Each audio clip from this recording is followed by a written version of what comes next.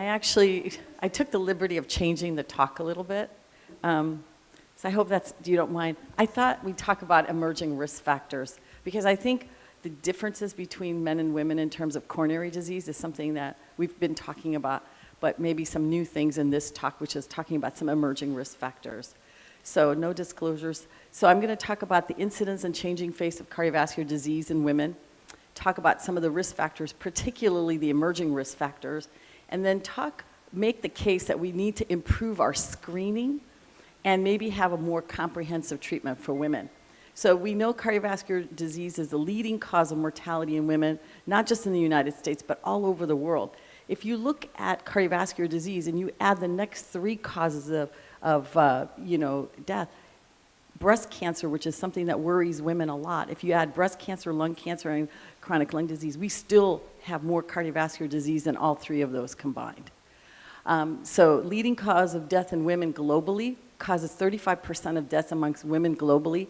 The Lancet Commission did a whole thing on women and cardiovascular disease, and it said that cardiovascular disease in women is understudied, underrecognized, underdiagnosed, and undertreated in women underrepresented in clinical trials. And I think this is a really important point because everything that we know is based on studies from men. So I think this is something that we do need to change.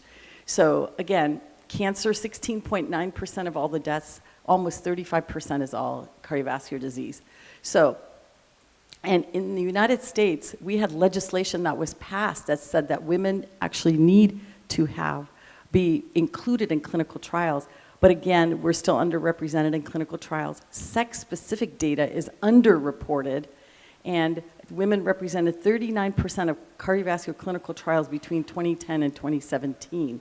Again, these are all data from the Lancet Commission. So this underrepresentation limits that potential.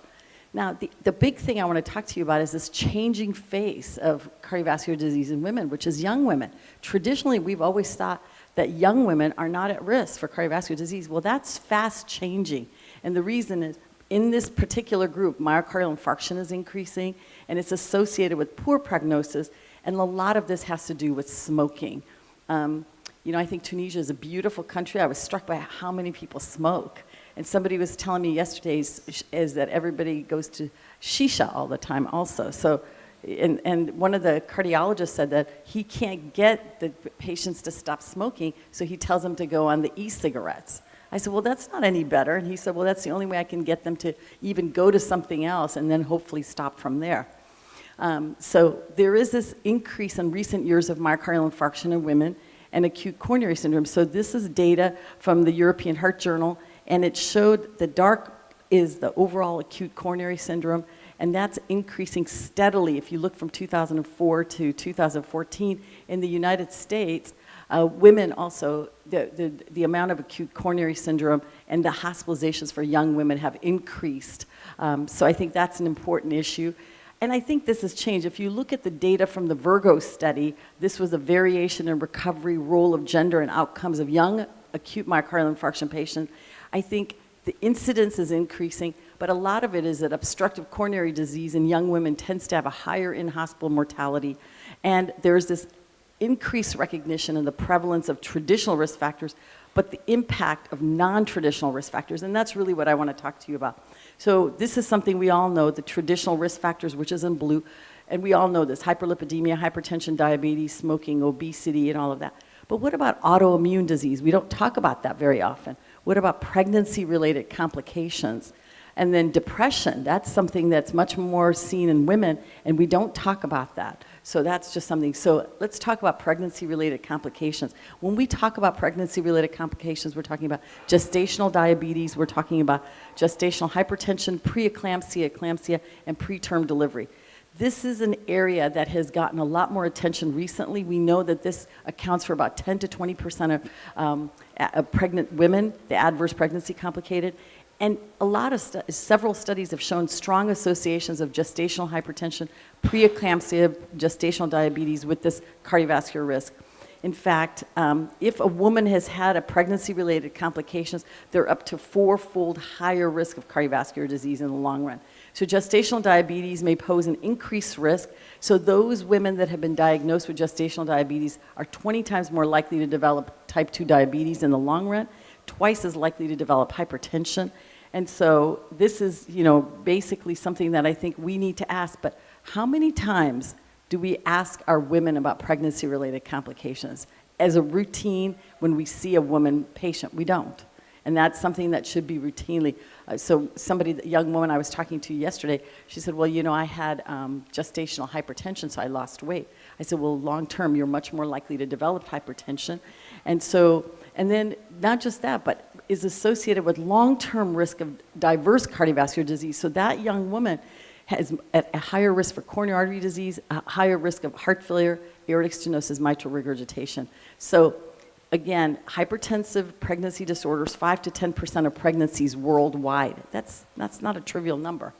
So, and then preeclampsia, this is new onset hypertension after 20 weeks of gestation and proteinuria and end organ damage. This occurs in 3 to 5% of pregnancies, about 25% of preterm births.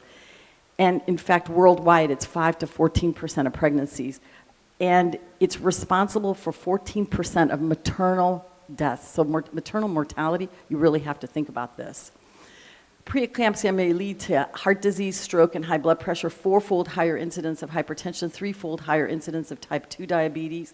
So again, I think that these are things that we really need to know about because they have preeclampsia, they have certain features, I think, that really can cause this increased RV systolic pressure, left atrial enlargement, really diastolic dysfunction.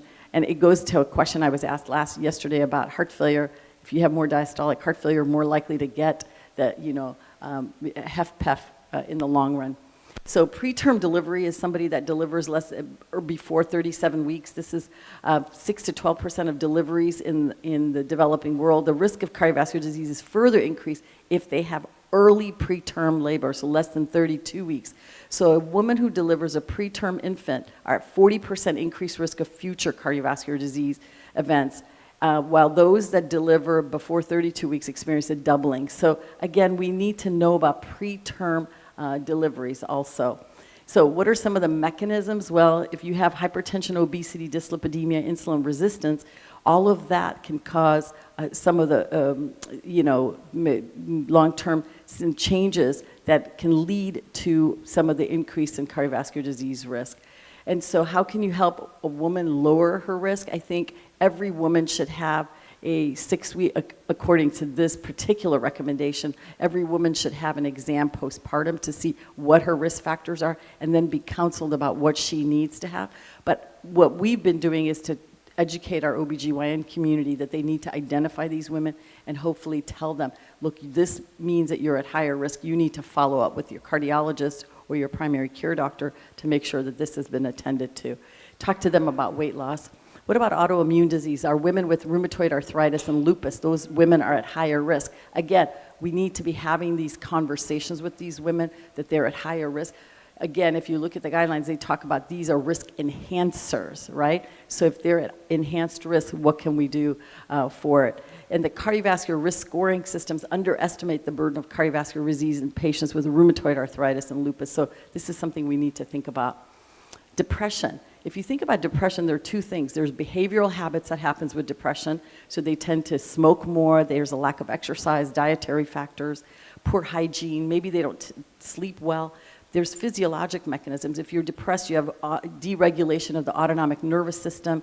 You have a greater inflammatory response, platelet reactivity, endothelial dysfunction. All of that together leads to that increased risk of cardiovascular disease. And depression affects women worldwide 2 times more likely than men. And so it's a significant risk factor for MACE and cardiovascular mortality. And so we just need to think about that, talk to women about depression. And I think it's a hard subject because a lot of times we don't know what to do about that. So we tend to avoid the things we can't fix. It's easy to fix a lesion. It's easy to do all of those things.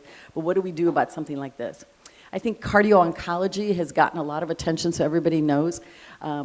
you know, a woman in the United States has 1 in 8 chance of being diagnosed with a breast cancer.